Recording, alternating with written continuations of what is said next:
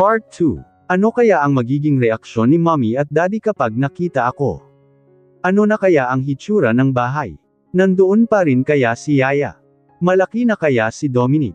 Hindi kaya siya nagtatampo sa akin dahil umalis ako. Matutuwa kaya ang mga pinsan ko na makita ako? Matutuwa kaya si Chino? Welcome pa ba ako doon? Halos malunod ako sa mga tanong na nabuo sa isipan ko na hindi ko na namalayan na huminto na pala ang sasakyan. Let's have our breakfast first, anunsyo ni Terence. Agad namang nagmulat ng mga mata si Doreen at nag-stretch. Bumaba kami ng sasakyan at pumasok sa loob ng isang fast food. Hindi ko maramdaman ang gutom sa ngayon dahil nangingibabaw ang kaba sa dibdib ko. Pagkatapos naming kumain ay kaagad rin kaming umalis. Hindi ako makahinga ng maayos nang maging pamilyar na ang mga nakikita ko sa labas ng bintana. Nag-umpisa na ring manlamig ang mga kamay ko at manggatag ang mga tuhod dahil sa nerbiyos. Unti-unti na ring sumisibol ang excitement sa sistema ko. Ihatid na muna natin si Ayla kina mommy niya, kuya, ani Terence kay Kuya Jerry. Gusto ko sanang yumangal at sabihin na dumiretso na muna kami sa lola namin para makita ko siya, ngunit hindi ko magawang magsalita. Mas lalo pang lumalala ang kaba ko nang makapasok na kami sa subdivision kung nasaan ang dati kong tinitirahan. Sa loob ng 4 na taon ay mukhang marami nang nagbago dito. Parang mas lalo pang naging maganda ang kapiligiran nitong subdivision. Dumami rin ang mga halaman na nakatanim sa gilid-gilid. Are you okay? Gulat na tanong ni Doreen nang hawakan niya ang kamay ko.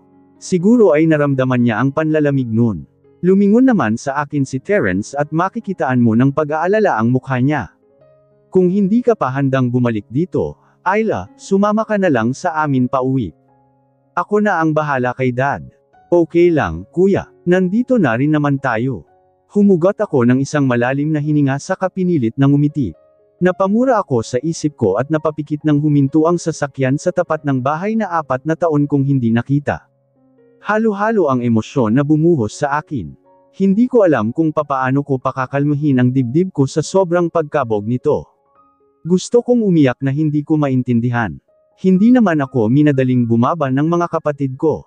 Sa katunayan nga ay binigyan pa nila ako ng oras para talagang ihanda ang sarili ko. Pero kahit yata ano ang paghahandang gawin ko, hindi pa rin maiiwasan na makaramdam ako ng kaba. Ilang beses akong humugot ng malalalim na hininga hanggang sa mapagpasyahan ko ng bumaba. Bumaba rin ang mga kasama ko.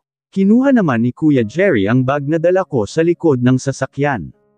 Tiningnan kong mabuti ang bahay kung saan ako lumaki. Wala naman itong pinagbago maliban sa kulay. Napansin ko rin ang isang pulang sports car na nasa garahe. At alam ko na kay Chino ito. Napalitan na yung Honda Civic niya. Ito na kaya ang madalas niyang gamitin. O ipinagawa niya yung titanium niya. Wala rin ang sasakyan ni dad dito. O baka naman walang tao ngayon dito. Linggo ngayon at walang trabaho si daddy. Hindi kaya nagsimba sila at hindi pa tapos ang misa hanggang ngayon. Ba't hindi ka pa mag-doorbell? Ani Terence. Muli akong humugot ng isang malalim na hininga saka lumakad palapit sa gate. Pinindot ko ang doorbell. Bahala na kung may magbukas man ng pintuan o wala. Kung walang tao ngayon dito, di aalis na lang ako. Tutal naman ay nandito pa rin ang mga kapatid ko. Ilang segundo kung tinanaw ang front door kung may magbubukas ba ng pintuan. Medyo kinakain na rin ako ng disappointment. Mahigpit akong kumapit sa braso ni Doreen at halos magtago ako sa likuran nila nang makita ko ang pagbukas ng pintuan. Para akong nilipad ng hangin dahil hindi na ako nakapag-isip pa ng matino. Napakagat ako sa pangibaba kong labi nang lumabas ang isang lalaki. Naramdaman ko ang init sa sulok ng mga mata ko nang makita ang gulat niyang ekspresyon habang tulalang nakatingin sa akin na tila hindi makapaniwala. Parang ibinalik ako noong mga oras na iniwan ko siya dito habang nakatayo siya sa kung saan siya nakatayo ngayon. Ang ipinagkaiba nga lang ay maliit pa siya noon. Bakit ngayon, ang tangkad na niya? Damn, what did I miss here? Mom! Ate Ayla is here. My ate is here. Bigla nitong hiyaw na halos makita ko na ang mga ugat sa leeg niya. Ramdam ko rin ang tuwa sa tinig niya. Hindi niya inalis ang paningin niya sa akin na para bang bigla akong maglalaho kapag ginawa niya. Ni hindi siya kumilos mula sa kinatatayuan niya. Hi, Dom. Maluha-luha kong sinabi. Mabilis itong tumakbo palapit sa gate. Natataranta pa niyang binuksan iyon. Muntik na kaming matamba pareho nang halos tumalon siya para yakapin ako. Mabuti na lamang at nalalayan kami ni Terence. Mahigpit kong ginantihan ang yakap niya at ilang ulit hinalikan ang ulo nito. Gusto ko man siyang buhatin tulad noon ngunit hindi ko na magawa ngayon dahil malaki na siya. I miss you. Big boy ka na. Kung dati ay hanggang sa may bewang ko lang siya, ngayon ay abot na siya sa dibdib ko. Ayla, nanginginig na tawag ng isang tinig. Agad akong tumingin sa may unahan at parang natunaw ang puso ko nang makita ko si Mommy. Mabagal itong naglalakad palapit sa amin. May nakabalot pang tuwalya sa ulo niya. Bakas ang gulat sa mukha niya ngunit naroon rin ang tuwa. At hindi pa man siya tuluyang nakakalapit sa akin ay umiiyak na siya. Nasa likod naman niya si Yaya. Nagkatikip ang mga kamay sa bibig nito. Makikita mo rin ang luha sa mga mata niya. Mom, sambit ko. Pinakawalan ako ni Dom kaya tumakbo ako palapit sa nanay ko. Pakiramdam ko ay sasabog ang puso ko sa sobrang tuwa. Ilang beses pa niyang hinawakan ang mukha ko na parang ayaw maniwala na nandito na talaga ako ngayon habang nakayakap sa kanya. I thought you'll never come back to US. Hagulgol nito. Hindi na lang ako sumagot dahil totoong hindi na dapat ako babalik dito. Pero ngayong nandito na ako, gusto kong pagsisihan iyong mga panahon na tinatanggihan ko sila kapag nakikiusap sila sa akin na umuwi ako. At akala ko rin, mararamdaman ko na hindi na ako belong dito dahil sa tagal kong hindi nagpakita sa kanila. Subalit itong yakap sa akin ni Mommy ay ganoon pa rin. Parang anak talaga niya ako. I miss you, Mai. Sorry po, ngayon lang ako nakauwi, wika ko habang nakasubsob sa balikat niya. It's okay, anak. What's important now is that you are here. You are now here. Humiwalay siya ng yakap sa akin para mahawakan ako sa mukha. Pumikit ako nang humulik ito sa may noo ko. Nang mapatingin ako sa labas ay nakita ko ang mga kapatid ko na nakangiti. Nagpupunas rin ng luha si Doreen. Muntik ko na silang makalimutan. At mukhang napansin rin sila ni Mommy kaya agad siyang lumapit sa kanila. Come here, pumasok kayo. Pasensya na kayo, ha? I just got so emotional right now. Pinunasan ni Mommy ang luha sa mga magkabilang pisngi. It's okay, tita. We know naman po na you missed her. Si Doreen habang naglalakad sila papasok. Oh, I do. We do. Maligalig na sabi ni Mommy. Sabik naman akong lumapit kay Yaya saka siya niyakap. Akala ko ay hindi ko na siya makikita, pero nakakatuwa na nandito pa rin siya. Pumasok kaming lahat sa loob ng bahay. And as my eyes wandered around, I suddenly felt satisfied. I feel like this is the place where I belong to. This place is my home, and I am at home. Abot tenga ang mga ngiti ko habang nakikipagkwentuhan si Mommy sa mga kapatid ko. Nakaakbay pa ito sa akin na parang mawawala ako sa tabi niya. Siguro ay sobrang namiss niya ang unikahihan niya kaya halos kondangan na niya ako ngayon. At kung hindi nga lang sinabi ni Dominic na nandoon pa sa ulo niya yung tuwalya kanina, hindi niya mapapansin. Nakakatuwa rin na napaka-welcoming niya sa mga kapatid ko. Hindi pa nga niya alam kung ano ang ipapahanda niya para sa kanila kanina. At syempre, medyo nasermonan ako dahil hindi ko sinabi na darating kami kaya naging aligaga rin silang dalawa ni Yaya kung ano ang ihahain nila para makapag-lunch kami. Pero yung sermon niya ay napakalambing. Parang natatakot siya na baka masaktan niya ako sa bawat sasabihin niya. So, tita, I think we have to go, palam ni Terence. Ihahatid pa po namin si Doreen kay Lola, at babalik pa po kami sa probinsya ngayon. Ah, ganun ba? Bakit hindi na lang kayo bukas bumalik sa province? Baka gabihin kayo sa daan. Sumulyap ng tingin si Mommy kay Kuya Jerry na ngayon ay nakatayo na. May aasikasuhin po kasi ako sa farm.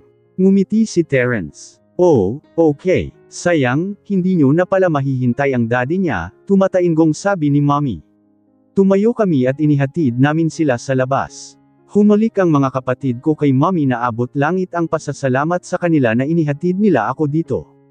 Bye, guys. Thank you. Ingat kayo. Yamakap ako sa mga kapatid ko. Don't forget to call Daddy, Ayla, paalala sa akin ni Terence. Tumango ako sa kanya. Kumaway ako sa kanila nang yumandar na ang sasakyan. Pumasok lang kami sa loob nang mawala na sa paningin namin ang Grandia. Kaagad na umakbay sa akin si Mommy at nararamdaman ko ang excitement niya. Hindi nga mabura-bura ang mga ngiti sa labi nito. Well, ako rin naman. Hindi ko in-expect na ganito pa rin kainit ang pagtanggap nila sa akin. I really can't believe that you are here right now, yuzel ni Mommy habang nakaupo kami sa couch. Akala talaga namin, hindi ka na babalik dito, hindi mo na kami babalikan. But we didn't lose hope. Kahit alam kong nakukulitan na sa akin si Mario, hindi ko talaga siya tinitigilan. Umiling pa ito. Naramdaman ko ang pangungulila niya sa akin habang nakatingin sa mga mata ko. Kinakain ako ng guilt dahil natiis ko silang hindi makita sa loob ng 4 na taon. Paano ko ba nagawa iyon sa kanila? Hindi nila ako sinukuan, samantalang ako, binalak ko pa nakalimutan sila. Itinatak ko pa sa isip ko na hindi na ako babalik dito, na hindi ko na sila babalikan. But now I'm here. And it feels so good to be back. Kakaiba yung pakiramdam na akala ko, hindi ko mararamdaman. I'm sorry. Apologetic akong ngumiti. Mahigpit niyang hinawakan ang mga kamay ko habang nakangiti. It's all okay now. Nandito ka na. Kumpleto na tayo. Hinailan niya ako palapit sa kanya at mahigpit na niyakap. Wala namang mapaglugaran ang tuwa ko sa mga sandaling ito. Hindi ko rin masabi na aalis pa ako dahil ayoko siyang masaktan. Ayokong masira itong araw na ito. Ba't parang ang bilis tumangkad ni Dom? Malapit na niyang maabyutan ang height ko. Tiningnan ko ang kapatid ko na ngayon ay hawak ang iPad niya. Tumingin rin naman ito sa akin. Kamukhang kamukha talaga siya ni Chino. Magkapatid talaga silang dalawa. Oo nga, nagbibinata na. Yun nga lang, sutil pa rin kung minsan. Umiling si Mommy. Bumusangot naman si Dominic kaya natawa ako sa kanya. Hindi pa rin talaga siya nagbabago. Halika nga dito. Tawag ko sa kapatid ko. Umiling naman ito na parang nahihiya pa sa akin. Halika dito, Dom. Parang hindi ito tumakbo kanina para lang yakapin ako, asar ko pa. Didn't you miss ate? Wika ko pa nang mapansin na wala talaga siyang balak na lumapit. Ate naman, kinamot nito ang ulo niya bago binitiwan ang iPad. Padabog pa itong tumayo saka naglakad palapit sa amin. Kaagad ko siyang hinayla palapit sa akin kaya napaupo siya sa kondongan ko. Mahigpit ko siyang niyakap mula sa likuran. Ang sanggit mo pa rin. Inihilig ko ang pisngi ko sa likuran niya.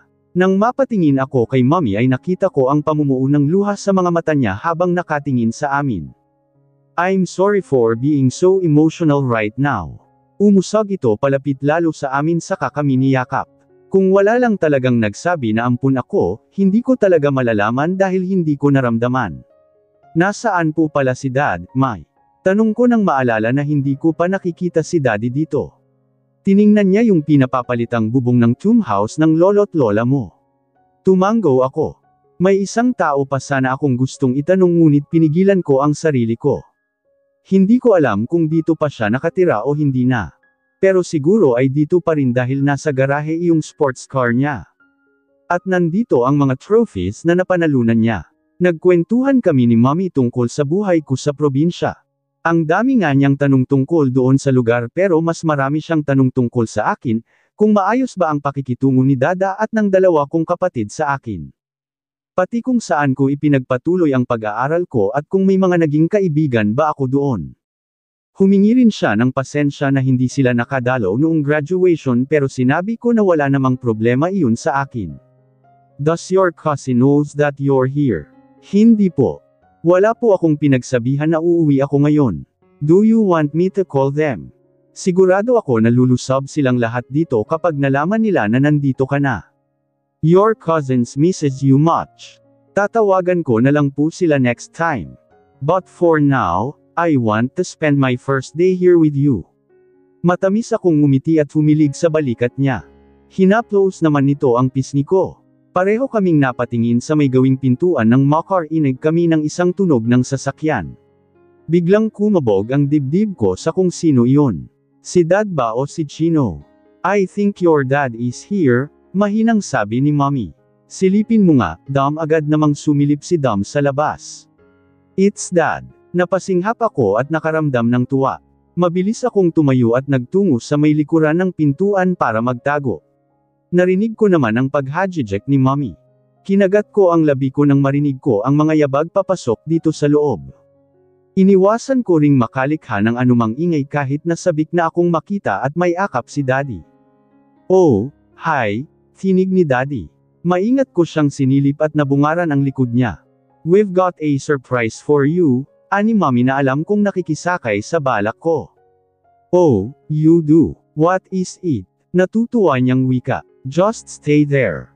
Don't move," Mom ordered.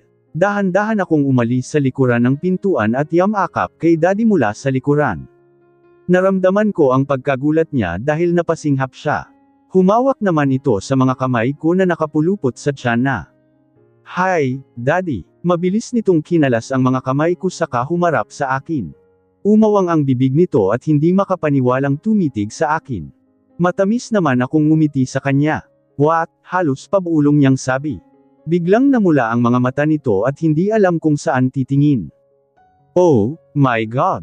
My princess is here," deklara niya sa masaya at naiiyak na tinig. Kaagad niya akong niyakap at binuhat. "Welcome back home, anak." "Thanks, Daddy. I miss you." Hinalikan ko ang singi niya. It really felt so good to be in his arms. Matapos naming magyakapan ay umupo kami sa couch. Nasa pagitan nila akong dalawa ni Mommy habang si Dom ay nasa ibang upuan. Nasa akin ang atensyon nilang dalawa at wala naman akong makitang inggit mula kay Dom. Natutuwa pa nga siya na dikit sa akin sina Daddy. Siguro iniisip nila na baka kapag lumayo sila sa akin, maglalaho ako na parang bula. Nagpakwento si Daddy sa kung ano ang ginagawa ko sa probinsya sa araw-araw. Para bang kahit abutin kami ng taon, handa silang makinig ni Mommy sa akin. Hindi nawala yung galak sa mga mata nila. Bigla akong napahinto sa pagsasalita nang may marinig ulit kaming tunog ng sasakyan mula sa labas. Malakas na kumabog ang dibdib ko. At mukhang hindi ko na kailangang hulaan kung sino o kung kaninong sasakyan iyon dahil nagsalita na si Dom. "Kuya Chino's here." Masaya niyang anunsyo saka nagtungo sa pinto. "Kuya." Lihim akong humugat ng isang malalim na hininga saka pumikit. Gusto ko mang magpatuloy sa pagkukwento sa mga magulang ko ay hindi ko magawa dahil sa malakas na pagkabog ng dibdib ko. Hindi na rin naman sila nagsalita at mukhang inaante ang pagpasok dito ng bagong dating. Hindi ko alam kung matutuwa rin ba siya na makita ako dito ngayon katulad nila Mommy at Daddy. O katulad ni Dom kanina. "Hey, Dom, we bought you a pizza." Masiglang sabi ng isang tinig ng babae. Parang may bigla na lang dumaga na mabigat na bagay sa dibdib ko nang marinig ko iyon. Hindi pamilyar sa pandinig ko kung kaninong boses iyon. Imposibleng sa mga pinsan kong babae. 4 na taon ko man silang hindi nakasalamuha, kabisado ko pa rin ang tinig nila. "What's up, buddy? Nandyan na si Dad." Tipid akong napangiti sa sarili ko nang marinig ko ang tinig ng taong kanina ko pa gustong itanong at makita. At mukhang hindi lang siya nag-iisa sa pag-uwi dito. Naalala ko rin yung sinabi ni Doreen na may dine date na si Chino. Ito na siguro yun. "He's here and..." Putol-putol na sabi ni Dom. "And..." Udyok ni Chino pero hindi ko na narinig na sumagot si Dom. Tumingin lang ako sa tiles ng sala habang hinihintay na makapasok sila dito sa loob. Nanatili ring tahimik ang dalawang katabi ko. "Hi, Mom." "Hey, Dad. I'm with..." Bigla itong huminto sa pagsasalita ng Dom Apo ang paningin niya sa akin nang lumingon ako sa kanya sa kanila. Nakita ko ang gulat sa mga mata niya, ngunit hindi yung gulat na katulad ng nakita ko sa mga mata ni Mommy, Daddy at Dom. Iba yung nakita ko sa mga mata niya. Parang hindi na ako welcome dito para sa kanya. "Hi, Tita." "Hi, Tito." May pag-aalangang sabi ng kasama niya habang magkahawak kamay sila. Ngumiti ako kay Chino na hanggang ngayon ay nakatingin pa rin sa akin. Kita mo ang tabang sa mukha niya. Bahagya pa itong napailing. Tumayo si Mommy at Daddy kaya tumayo na rin ako habang nakangiti pa rin. "Hi, Ira." Lumakad palapit si Mommy sa kanya. And for a second, I thought she called my name. Pero hindi. Nakita ko kung papaano marahang binitawan ni Chino ang kamay ng babae para masalubong si Mommy. Nagbeso silang dalawa. Lumapit rin si Dad sa girlfriend ng anak niya at bumeso. Mabigat namang humakbang si Chino palapit sa kanila. May pagtatanong sa mukha ng babae na pasulyap-sulyap ng tingin sa akin. Ira, I want you to meet my daughter, Ayla, pakilala ni Mommy. Damn, our names sound so much alike. Kung mabilis mong bibigkasan ang pangalan niya, pangalan ko ang maririnig mo. At ganun rin kapag yung pangalan ko ang binigkas mo. Oh, siya po yung sister ni Chino. Tanong ni Iris sa kasinulyapan ng tingin ang boyfriend niya na nakatingin sa kanya. She is. Tango ni Dad. Hi, nice to meet you. Lumapit ako sa kanya at nakipag-shake hands. Kinuha naman niya iyon habang matamis na nakangiti sa akin. Nang mapatingin naman ako kay Chino ay nakita ko ang pagtatadges ng bagang niya. Ayaw ba niyang hawakan ko ang girlfriend niya? Kung pwede lang siguro niyang tapikin ang kamay ko, ginawa na niya. At kung pwede lang siguro niya akong kaladkarin palabas dito sa bahay nila, ginawa na rin niya. Actually, pwede naman niyang gawin iyon. Gusto ko na nga ring lumabas. Hindi nga ako nagulat na may iba na siya, pero tangina. Ba't ako nasasaktan kahit na alam ko naman na ang tungkol sa kanila? I stayed in the living room while Mom talked to Chino's girlfriend. She tells stories about me so I couldn't live just like that. I don't even know what excuses I would say just to get out of here. I was all smiles, though. I didn't let my face show any emotions that would give them any idea as to what I was truly feeling at this very moment. Kung ano man ang makikita nila sa akin ngayon, iyon ay ang tuwa. But I'm really happy. I was feeling very happy before the two arrived. But now, it's kinda annoying to feel the freaking pinches on my chest. I never thought I would still feel so G hurt. She lives in the province for 4 years, tita. Ulit ni Ira nang sabihin ni Mommy na nagstay ako sa probinsya sa loob ng 4 na taon. Sinulyapan pa niya ng tingin ang lalaking nasa tabi niya na prenteng nakaupo habang nakadekwatro. Maayos na ang ekspresyon ng mukha ni Chino. Wala na yung tabang dahil nakangiti na siya. Nakasandal ito sa backrest at nakapatong ang braso sa taas ng sandalan. Kung titingnan ay para siyang nakaakbay sa girlfriend niya. O nakaakbay talaga siya dahil nakikita ko ang mga daliri niya sa balikat ni Ira. I tried to avoid staring at him, but my eyes always landed on him. Nothing has changed in his appearance, though. He still looks innocent and shy. And there was no sign that he had an accident back then. His face and skin are still smooth. Or maybe his scars are just hidden inside his clothes. And I can see his every move. I see his every pinch on Ira's shoulder, his gentle pat on her arm, and every look he gives her. Walang nakakaligtas sa mga mata ko kahit na hindi ko naman intensyong panoorin ang mga iyon. Yes, she does. She lives there with her biological father. Mommy looked at me as if checking my reaction to what she said. I smiled at her to assure her that it was okay with me even if others found out that I was just an adopted child. After all, everyone already knows about it, and I have already accepted that fact a long time ago. Mukhang hindi na rin naman nagulat si Ira. May ideya na siguro siya na ampun ako. Nagtanong na siguro siya tungkol sa akin noon pa. Naka-display pa naman dito ang mga pictures ko. Kailan pala sisimulan yung project nyo? Tanong ni Daddy sa dalawa. Nakitaan ko ng excitement ang mga mata ni Ira habang nakatingin kay Daddy. Halata rin na close na siya sa pamilya ni Chino. Kilala na rin siguro ta ng mga pinsan namin. And it was obvious that Mom and Dad likes her for him.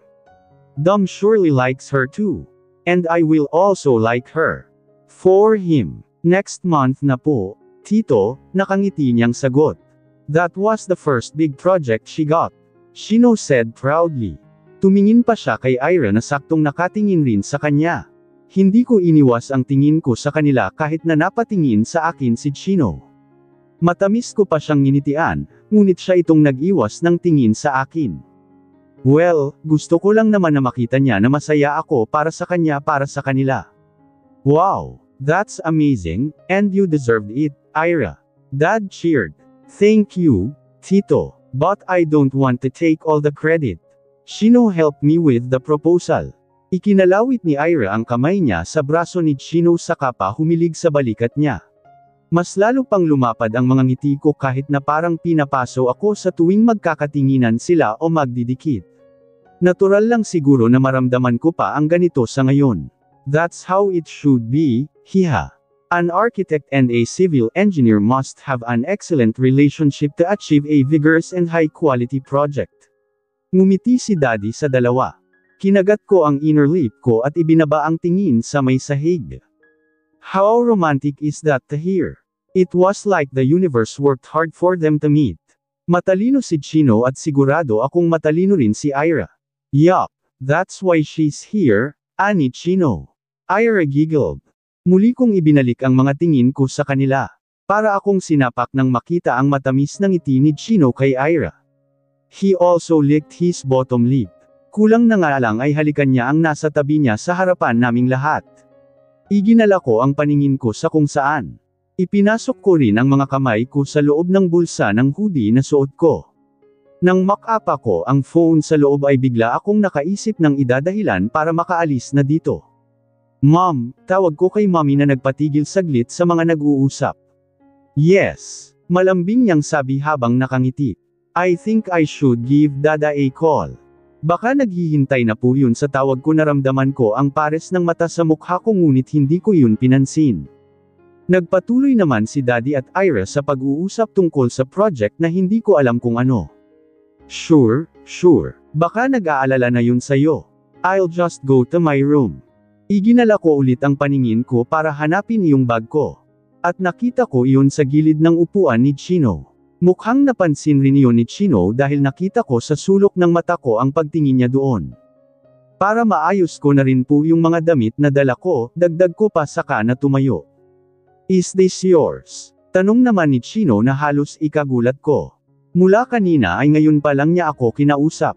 Tumingin ako sa kanya at para akong lumutang nang makitang nakatitig rin ito sa akin. Iniwas ko ang paningin ko at sa ibang direksyon napatango sa tanong niya. Ayoko na sana ulit tumingin sa kanya ngunit hindi ko naiwasan nang maramdaman ko ang pagtayo niya. Kinuha nito ang bag at saka iniabot sa akin, St. Para akong tanga na bigla na lamang natulala. Thank you. And I am mentally murdering myself right now for stuttering.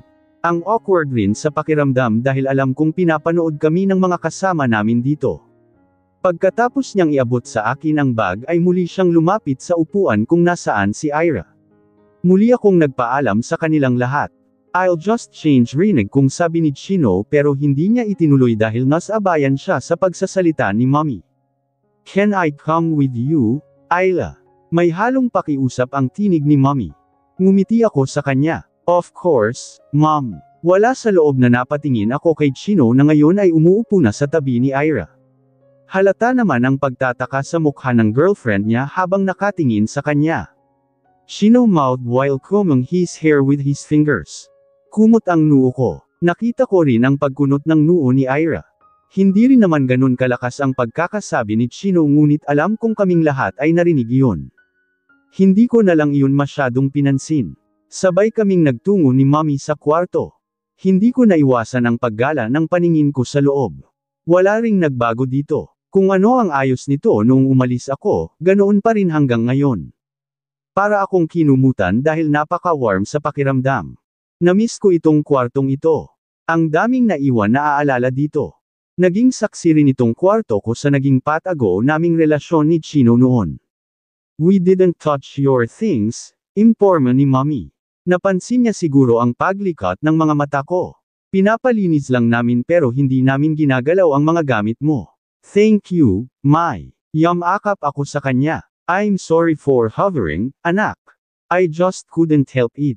Pareho kaming tumawa. I don't mind. Do you want me to sleep in your room tonight? Biro ko, pero kung papayag siya, matutulog talaga ako sa tabi nila ni Daddy. Yes. I love that idea. We will all sleep together tonight. Masaya niyang wika na halos pumalakpak pa. At parang gusto kong bawiin yun. What does she mean by all? Kaming lahat. As in, including Chino. I'm fine with them. But I don't think I will be fine with Chino. No. Sandali pa kaming nagkwentuhan ni Mommy dito sa kwarto nang mapagpasyahan niya na lumabas na para makapagpahinga ako. Humiga ako sa kama matapos kong ayusin ang mga damit ko sa closet.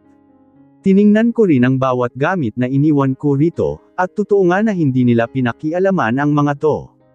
Walang silang ginalaw ni isa. Napalitan lang dito ang bedsheet, pillow cover at mga kurtina. Other than those, wala na. Ganun pa rin ang ayos ng kwarto ko. Tinawagan ko na rin ang tatay ko at sinabing nandito na ako. Alam kong gusto niyang magtanong sa mga naging kaganapan dito at gusto rin niya akong makausap pa ng matagal ngunit naramdaman ko na pinipigilan niya.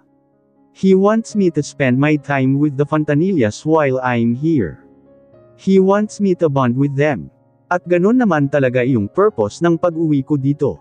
I chose to stay in the room instead of hanging out with Chino and his girlfriend. Hindi naman rin nila kailangan ng presensya ko. Hindi nga nila ako kinakausap. Ayla, are you sleeping, anak? Tawag ni Mommy habang kinakatok ang pintuan. Bumaba ako sa kama at nagtungo sa pinto para buksan iyon. Just playing a game on my phone, Mom. Bakit po? I just want to ask if what do you want for dinner? Para maipahanda ko na kay Manang. And Ira will be staying here for dinner. Saglit akong nag-isip kung ano ba ang gusto kong ipaluto mamaya, pero wala akong naisip na specific food na gusto kong kainin. Anything will do, Mom, sagot ko. Or you can just ask Kuya's girlfriend.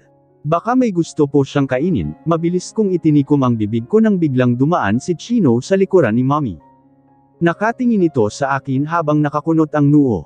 I'm sure he heard what I said. Para kasing may mali sa sinabi ko dahil sa mga tingin niya. Base rin sa pinagmulan niya, patungo siya sa room niya. Hindi na kasi pumasok pa sa loob ng kwarto si Mommy kaya dito kami sa pintuan nag-uusap ngayon.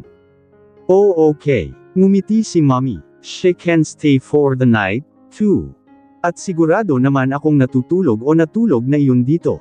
Tsaka, mukhang hindi lang naman ito ang unang beses na nakasama nila siya sa dinner dahil halatang sanay na sila kay Ira. So bakit nakakunot ang noo ni Chino sa akin kanina? Isinarado ko ang pintuan nang umalis si Mommy. Muli akong humiga sa kama. Tinawag na lang ako ni Dad nang kakain na. Nasa harapan na silang lahat ng lamesa nang makatungtong ako sa kusina. Ngumiti ako at umupo sa tabi ni Dom, kung saan kaharap ko si Ira. Nakaupo naman si Daddy sa usual niyang upuan, habang si Mommy ay nasa gilid niya. Nang makaupo na si Manang sa tabi ni Ira ay sinimulan na rin naming kumain habang nagkukwentuhan. Hindi ko maiwasan ang hindi makaramdam ng tuwa habang nakikita ko silang kumakain. Sure, nakakasabay ko sa pagkain si Dada at Terence. Nag-uusap-usap rin naman kami, pero iba talaga yung pakiramdam sa pudor ng mga Fontanilla. Maybe because this is where I grew up. Ayla, biglang sambit ni Dad. I'm trying real hard not to ask this question, anak, but I really couldn't help it. Mahina akong natawa. Nakuha naman niya ang buong atensyon ng mga kasama namin sa mesa. What is it, Daddy? Well, you have been away from US for 4 years, and as a father, I really wanted to know everything that happened in those years. But this one is the most important thing for me. Muli akong natawa dahil bakit hindi pa niya itanong ang gusto niyang itanong. Will it offend me? Masyado bang sensitibo yung magiging tanong niya? Or maybe he just wants to be careful. Bring it on, Dad. I'm ready to answer all of your questions, I assured him. Tumikin ito at binitiwan ang mga hawak. May boyfriend ka na ba doon? Isa-isa kong tiningnan ang mga kasama namin sa mesa. Mukhang naghihintay sila sa isasagot ko maliban kay Chino. Tuloy lang ito sa pagsubo niya ng pagkain. He doesn't look interested na medyo ikina-offend ko. Wala, Dad. Hindi rin po ako nagka-boyfriend doon. Umiling ako sa kangumiti. I'm glad to hear that, masayang wika ni Mommy. Mukha namang nakahinga ng maluwag si Daddy sa sagot ko. Pero may mga gusto pong manligaw, kwento ko. Oh, tell us more, anak. Dad really seemed interested, even Mom, layong isa po, taga doon lang. Malapit lang siya sa bahay. Kaibigan po siya ni Kuya Terence. And I am talking about Mateo. Hindi ko alam kung bakit pati siya, idinamay ko dito. I'm blabang nonsense. Ni hindi nga ako sigurado kung gusto talaga niyang manligaw. Tumanggaw-tango si Mommy na parang naghihintay pa ng iba kong sasabihin. Hindi ko na sana dadagdagan pa iyon ngunit bigla kong naalala iyong sinabi ni Doreen kay Mateo. Biniro nga po siya ni Ate Doreen na kausapin niya si Dada at ikaw, Dad. Baka sakali daw po na pumayag kayo na ligawan niya ako. Bigla akong kinabahan sa sinabi ko. I am really blabang nonsense. Isaksak ko na lang yata ang tinidor sa bibig ko, Pilit namang tumawa si Mommy at si Dad na nagkatinginan pa. At sa nakikita ko sa mga hitsura nila, hindi sila papayag tumikim si Mommy at ngumiti sa akin. Well, if you like him, before Dad and your father, I think it should be me first. He should face me first. Bigla akong napamura sa isip ko at malakas na kumabog ang dibdib ko. Halos malaglag rin ang pangako sa sinabi ni Chino. Napukol sa kanya ang atensyon naming lahat. Nakangiti naman ito ngunit hindi yun abot sa mga mata. Nakatungkod rin ang dalawa niyang siko sa lamesa at nakalok ang mga daliri nito sa isa't isa, saka nakapatong doon ang baba niya. He said those words in a normal tone, in a natural way. What do you think, Ayla din essay? Tumitig ito sa akin at itinaas ang dalawang kilay.